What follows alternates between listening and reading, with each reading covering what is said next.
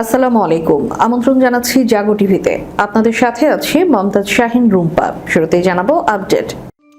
দ্বিগুণ গতিতে চলছে ইরানের যুদ্ধাস্ত্র উৎপাদন, নিষেধাজ্ঞার মধ্যেই প্রতিরক্ষা শক্তি বাড়িয়েছে তেহরান। চীন তুরস্ক থেকে পাকিস্তানে ঘন ঘন অস্ত্র ভর্তি সামরিক কার্গো ফ্লাইট, উদ্বেগে ভারত। রাশিয়াকে সহায়তায় বিপুল পরিমাণ সেনা ও ব্যালিস্টিক ক্ষেপণাস্ত্র পাঠাচ্ছে উত্তর কোরিয়া। রাষ্ট্রপতি মির্জা ফখরুলকে ইরানের অভিনন্দন, ভ্রাতৃত্বের বন্ধন জোরদারের বার্তা। মার্কিন সেনাবাহিনীর কাণ্ডে তোলপাড়, 1 বছরে 20,000 শতাধিক যৌন নিপীড়নের ঘটনা। সামরিক নীতি প্রতিরক্ষামূলক থেকে আক্রমণাত্মক করছে ইরান। প্রকাশ্যে মুসলিম উৎখাত করে হিন্দু বঙ্গ গড়ার ডাক চরমপন্থীদের, উস্কানিমূলক মন্তব্য ঘিরে তোলপাড়। এবার বিস্তারিত। দ্বিগুণ গতিতে চলছে ইরানের যুদ্ধাস্ত্র উৎপাদন, নিষেধাজ্ঞার মধ্যেই প্রতিরক্ষা শক্তি বাড়িয়েছে তেহরান। ইরানে গত 1 বছরে প্রতিরক্ষা অস্ত্রের উৎপাদন দ্বিগুণ হয়েছে বলে জানিয়েছে দেশটির প্রতিরক্ষা ও সশস্ত্র বাহিনী লজিস্টিক্স মন্ত্রণালয়ের মুখপাত্র রেজা তালেইনিক। শনিবার আল জাজিরার প্রতিবেদনে এ তথ্য জানানো হয়। প্রতিবেদনে বলা হয়, জুলাই 2025 থেকে জুলাই 2026 এই 1 বছরে ইরানের প্রতিরক্ষা অস্ত্র উৎপাদনের হার দ্বিগুণ হয়েছে। এই বিষয়ে তালেইনিক বলেন, যুদ্ধক্ষেত্রে ব্যবহৃত অস্ত্র ও গোলাবারুদ দ্রুত প্রতিস্থাপন করা হচ্ছে। একই সঙ্গে দেশীয়ভাবে উৎপাদিত সামরিক সরঞ্জাম মোতায়েনের পাশাপাশি নতুন অস্ত্র ও গোলা বারুদের উৎপাদনও অব্যাহত রয়েছে। বছরের পর বছর ধরে চলা নিষেধাজ্ঞা ও বহিরাগত চাপের মধ্যেও ইরানের প্রতিরক্ষা শিল্প শক্তিশালী হয়েছে বলে মন্তব্য করেছেন দেশটির নৌবাহিনীর প্রধান। তার মতে, জাতীয় নিরাপত্তা ও শক্তির অন্যতম প্রধান ভিত্তি হয়ে উঠেছে এই প্রতিরক্ষা শিল্প। ইরানের বার্তা সংস্থা মেহরের প্রতিবেদনে এই তথ্য জানানো হয়েছে। জাতীয় প্রতিরক্ষা শিল্প দিবস উপলক্ষে দেওয়া বক্তব্যে ইরানের নৌবাহিনী প্রধান বলেন, দেশটির নিজস্ব সক্ষমতা, অভ্যন্তরীণ জ্ঞান ও জাতীয় ইচ্ছাশক্তির উপর নির্ভর করার পথ বেছে নিয়েছে। এর মাধ্যমে এমন একটি প্রতিরক্ষা শিল্প গড়ে উঠেছে যা এখন দেশের নিরাপত্তা ও শক্তির অন্যতম প্রধান ভিত্তি। তিনি বলেন, বছরের পর বছর ধরে নিষেধাজ্ঞা ও বহিরাগত চাপের মধ্যে ইরান নিজস্ব প্রতিরক্ষা সক্ষমতা উন্নত করেছে। এতে দেশটি প্রতিরক্ষা খাতে নিজেদের উপর নির্ভরশীলতা বাড়াতে সক্ষম হয়েছে। ইরানের নৌবাহিনী প্রধান আরো বলেন, দেশের নিজস্ব প্রতিরক্ষা সক্ষমতা শক্তির ভারসাম্য বজায় রাখতে নির্ণায়ক ভূমিকা পালন করেছে। একই সঙ্গে এটি ইরানের আক্রমণাত্মক সক্ষমতা বাড়িয়েছে। তার দাবি, এসব সক্ষমতা ইরানের প্রতিপক্ষদের নির্ধারিত লক্ষ্য ব্যর্থ করতে ভূমিকা রেখেছে। তিনি আরো বলেন, নিষেধাজ্ঞা ও বহিরাগত চাপের মধ্যেও নিজস্ব জ্ঞান ও সক্ষমতার উপর নির্ভর করে প্রতিরক্ষা শিল্পের উন্নয়ন ইরানের জাতীয় নিরাপত্তাকে আরো শক্তিশালী করেছে।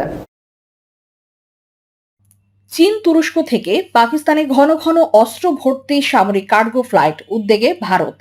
বিষয়টি কড়া নজরদারিতে রেখেছে দিল্লি। ভারতীয় নিরাপত্তা সূত্রের দাবি, প্রায় 60 ঘন্টার ব্যবধানে ভারী সামরিক পরিবহন বিমানগুলো পাকিস্তানের বিভিন্ন বিমান ঘাঁটিতে বারবার যাতায়াত করেছে। ভারতীয় একটি সংবাদ মাধ্যমের প্রতিবেদন অনুযায়ী, চীনা সামরিক পরিবহন বিমানগুলোকে রাওয়ালপিন্ডির কাছে নূর খান বিমান ঘাঁটি এবং করাচির মাসরুর বিমান ঘাঁটিতে অবতরণ করতে দেখা গেছে। এই কার্যক্রমে তুর্কি সামরিক পরিবহন বিমানও জড়িত ছিল।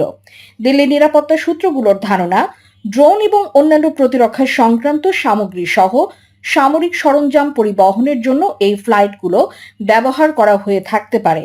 তবে ঠিক কী ধরনের সরঞ্জাম আনা হয়েছে তা স্বাধীনভাবে নিশ্চিত হওয়া যায়নি।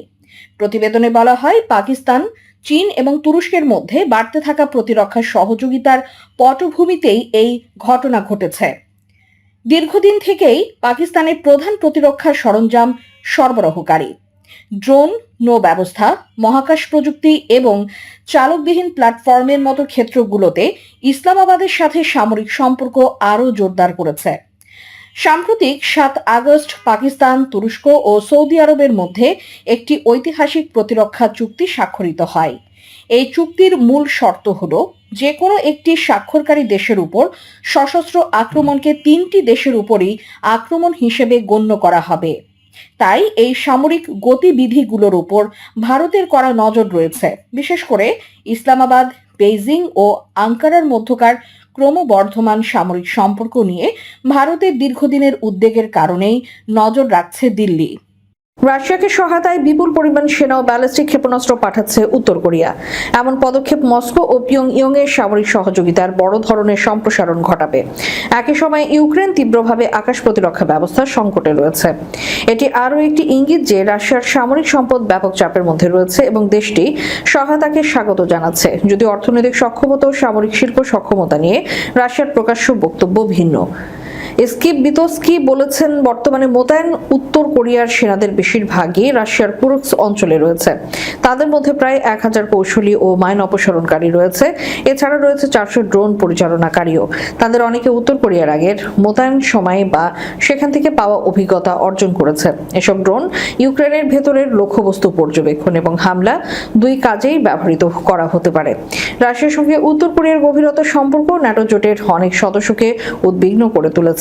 বিশেষ করে মার্কিন প্রেসিডেন্ট ডোনাল্ড ট্রাম্প রোববার ঘোষণা করেছেন কিম জং উনকে বিরক্ত না করার জন্য দক্ষিণ কোরিয়ার সঙ্গে সামরিক মহড়া কমানো হবে। উত্তর কোরিয়ার প্রেসিডেন্টের সঙ্গে আবার বৈঠক করতে আগ্রহী তিনি। তবে কিমের প্রভাবশালী বোন কিম ইয়ো জং রাশিয়ার প্রচেষ্টায় শিগগিরই আরও কয়েক হাজার উত্তর কোরীয় সেনা যোগ দেওয়ার দাবি প্রত্যাখ্যান করেছে। তিনি এটিকে ভিত্তিহীন মন গড়া কল্পকাহিনী বলে অভিহিত করেছে। স্কিপ বলেন, ইউক্রেনের গোয়েন্দা তথ্য অনুযায়ী রাশিয়ায় পাঠানো উত্তর কোরিয়ার সেনারা ইউক্রেনের ভূখণ্ডে যুদ্ধ করবে না। তারা রাশিয়ার পেছনের অবস্থানগুলোকে শক্তিশালী করবে, যার ফলে রুশ সেনারা ইউক্রেনের ভেতরে হামলার অংশ নেওয়ার সুযোগ পাবে। মির্জা ফখরুলকে ইরানের অভিনন্দন, ভ্রাতৃত্বের বন্ধন জোরদারের বার্তা। বাংলাদেশের 23তম রাষ্ট্রপতি হিসেবে মির্জা ফখরুল ইসলাম আলমগীর দায়িত্ব নেওয়ায় তাকে অভিনন্দন জানিয়েছেন ইরানের প্রেসিডেন্ট মাসুদ পেজেশকিয়ান। একই সঙ্গে বাংলাদেশের সঙ্গে দ্বিপক্ষীয় সম্পর্ক আরও গভীর ও সহযোগিতা বিস্তারে ইরানের প্রস্তুতির কথা জানিয়েছেন তিনি। শপথ নিয়ে আনুষ্ঠানিকভাবে রাষ্ট্রপতির দায়িত্ব গ্রহণ করেন মির্জা ফখরুল ইসলাম আলমগীর। এরপর তাকে পাঠানো এক অভিনন্দন বার্তায় ইরানের প্রেসিডেন্ট এসব কথা বলেন। অভিনন্দন বার্তায় মাসুদ পেজেশকিয়ান আশা প্রকাশ করেন, রাষ্ট্রপতি হিসেবে মির্জা ফখরুলের নেতৃত্ব বাংলাদেশের জনগণের জন্য স্থিতিশীলতা, সমৃদ্ধি ও অগ্রগতির নতুন অধ্যায়ের সূচনা করবে। তিনি বলেন, বাংলাদেশের আইন প্রণেতা ও সংসদীয় প্রতিনিধিরা মির্জা ফখরুলের অঙ্গীকার, দূরদর্শিতা এবং গণতন্ত্র প্রতিষ্ঠা ও সুসংহত করার ক্ষেত্রে তার অবদানের উপর যে আস্থা রেখেছেন তা বাংলাদেশের ভবিষ্যতের জন্য আশাবাঞ্ছক। ইরানের প্রেসিডেন্ট আরো বলেন, বাংলাদেশের সঙ্গে দীর্ঘদিনের ভ্রাতৃত্বপূর্ণ সম্পর্ক আরো জোরদার করতে ইরান সরকার ও জনগণ দৃঢ়ভাবে প্রতিশ্রুতিবদ্ধ। একই সঙ্গে দ্বিপক্ষীয়, আঞ্চলিক ও আন্তর্জাতিক পর্যায়ে সহযোগিতা আরো সম্প্রসারণে ইরানের আগ্রহের কথাও জানান তিনি। বার্তা শেষে নতুন রাষ্ট্রপতি হিসেবে মির্জা ফখরুল ইসলাম আলমগীরের দায়িত্ব পালনের সাফল্য কামনা করেন মাসুদ পেজেশকিয়ান। পাশাপাশি বাংলাদেশের জনগণের শান্তি, সুখ ও সমৃদ্ধির জন্য শুভকামনা জানান তিনি। রাষ্ট্রপতি নির্বাচিত হওয়ার পরেই মির্জা ফখরুল ইসলাম আলমগীরকে প্রথম দিকেই উষ্ণ অভিনন্দন জানায় এশিয়ার পরাশক্তি চীন। মার্কিন সেনাবাহিনীর কাণ্ডে তোলপাড়, 1 বছরে 20,004 শতাধিক যৌন নিপীড়নের ঘটনা। 2025 সালের শুরু থেকে শেষ পর্যন্ত যুক্তরাষ্ট্রের প্রতিরক্ষা বাহিনীতে যৌন নিপীড়নের ঘটনা ঘটেছে মোট 20,492টি। শুক্রবার এক বিবৃতিতে তথ্য জানায় মার্কিন প্রতিরক্ষা মন্ত্রণালয়ের সদর দপ্তর পেন্টাগনের বিবৃতিতে অবশ্য দাবি করা হয়েছে, মার্কিন বাহিনীতে যৌন নিপীড়ন সংক্রান্ত অপরাধ হ্রাস পাচ্ছে।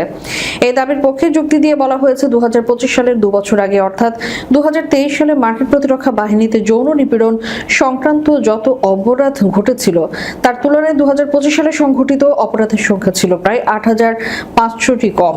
পেন্টাগনের বিবৃতিতে আরো বলা হয়, মার্কিন প্রতিরক্ষা বাহিনীতে যৌন নিপীড়নের ঘটনাগুলোতে অপরাধীর তালিকায় পুরুষ এবং নারী উভয় সেনা কর্মকর্তা এবং সদস্যদের নাম থাকে। 2023 সালের তুলনায় 2025 সালে পুরুষ ও নারী উভয় সেনা কর্মকর্তা ও সদস্যদের মধ্যে যৌন নিপীড়নের সংখ্যা হ্রাসের প্রবণতা পরিলক্ষিত হয়েছে।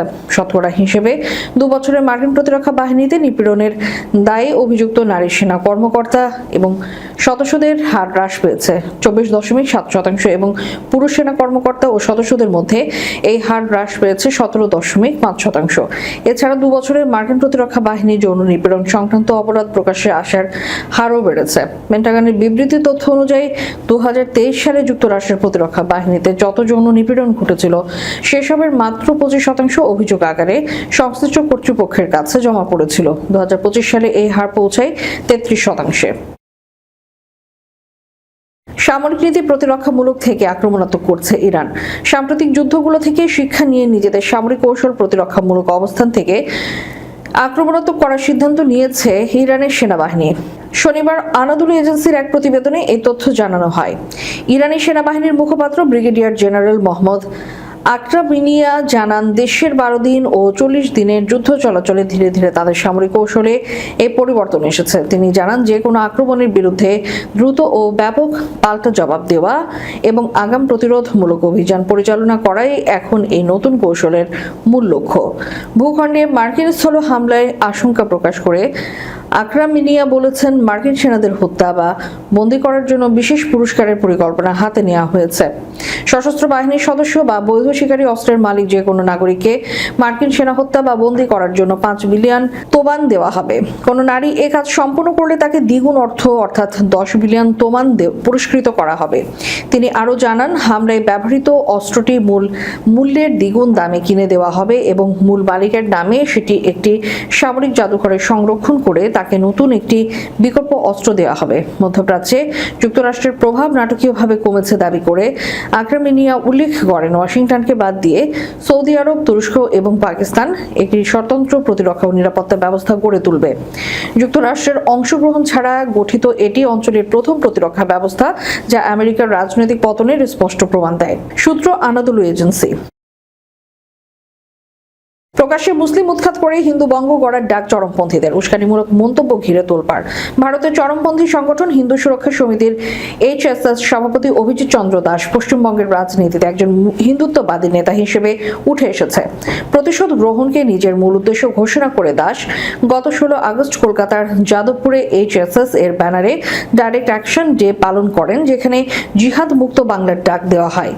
ইভেন্টের প্রচারে 30 জুলাই নিজেদের ফেসবুক পেজে দাসের পোস্ট করা একটি গানে বলা হয়, 46-এর রাজাকার এই দেশ ছেড়ে চলে যা, তোদের জায়গা ওই নদীর ওপারে, এই জমি আমাদের বাপ ঠাকুরদের। দাসের আদর্শ অনুযায়ী যেহেতু স্বাধীনতার সময় ধর্মের ভিত্তিতে বঙ্গভঙ্গ হয়েছিল এবং পাকিস্তান ও বাংলাদেশ মুসলিম সংখ্যাগরিষ্ঠ দেশ, তাই ভারতের জমি এবং সেই সূত্রে বাংলার ওপর কেবল হিন্দুদেরই অধিকার রয়েছে। যাদবপুরের সভায় তার বক্তব্যে মুসলিমদের বিরুদ্ধে স্পষ্ট সহিংসতার উস্কানি ছিল। তিনি বলেন, তারা আমাদের দেশে থাকবে, আমাদের খাবার খাবে, আমাদের জামা কাপড় পরবে, আমাদের মেয়েদের সঙ্গে লাভ জিহাদ করবে, আমাদের জমি দখল করবে। আমরা এসব সহ্য করব না। যেখানে সবুজ পতাকা দেখব, পিটিয়ে লাল করে দেব। তিনি আরো বলেন, আমরা একটাও জিহাদিকে বাঁচতে দেব না। আমাদের পূর্বপুরুষরা রক্তের বিনিময় এবং শক্তিতে এই দেশ কিনেছেন। আমরা মুসলিমদের কোনো অধিকার দেব না। এখানে কেবল হিন্দুরা থাকবে, কেবল হিন্দুরাই চাকরি ও ব্যবসা করবে, কেবল হিন্দুরাই তাদের অধিকার ভোগ করবে। সবাই উপস্থিত জনতা জয় শ্রীরাম স্লোগান দিয়ে তার এই কথায় সমর্থন জানান। এছাড়া দাস ঐতিহাসিক তথ্য বিকৃত করে ভারত ও বঙ্গভঙ্গের জন্য ভ্লাদিমির লেনিনকে দায়ী করেন এবং কাছে থাকা লেনিনের একটি মূর্তি ভেঙে ফেলার জন্য উচ্ছৃঙ্খল জনতাকে প্রচারিত করেন। পুলিশ তাতে বাধা দিলে সংগঠনটির সদস্যরা পুলিশের সঙ্গে হাতাহাতিতে জড়িয়ে পড়ে। শেষ করার পূর্বে সংবাদ শিরোনামগুলো জানিয়ে দিব আরো একবার। দ্বিগুণ গতিতে চলছে ইরানের যুদ্ধাস্ত্র উৎপাদন, নিষেধাজ্ঞার মধ্যেই প্রতিরক্ষা শক্তি বাড়িয়েছে তেহরান। চীন তুরস্ক থেকে পাকিস্তানে ঘন ঘন অস্ত্র ভর্তি সামরিক কার্গো ফ্লাইট, উদ্বেগে ভারত। রাশিয়াকে সহায়তায় বিপুল পরিমাণ সেনা ও ব্যালিস্টিক ক্ষেপণাস্ত্র পাঠাচ্ছে উত্তর কোরিয়া।